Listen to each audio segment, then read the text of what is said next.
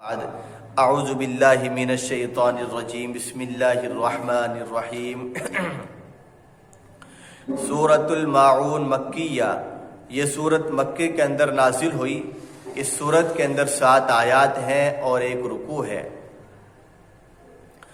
اس سورت کی تفسیر میں مفسرین حضرات فرماتے ہیں کہ اللہ تبارک و تعالی نے یہ پیغام دیا ہے کہ بخل نہ کریں، کنجوسی نہ کریں،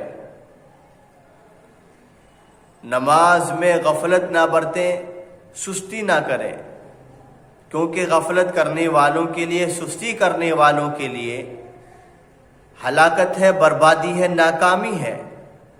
نماز پابندی سے ادا کرتے رہیے، اور چھوٹی چھوٹی چیزیں جو عام استعمال کھانے اور پینے کی ہوتی ہیں ان کے لینے دینے میں کنجوسی نہ کیا کریں۔ وآخر دعوانا ان الحمد للہ۔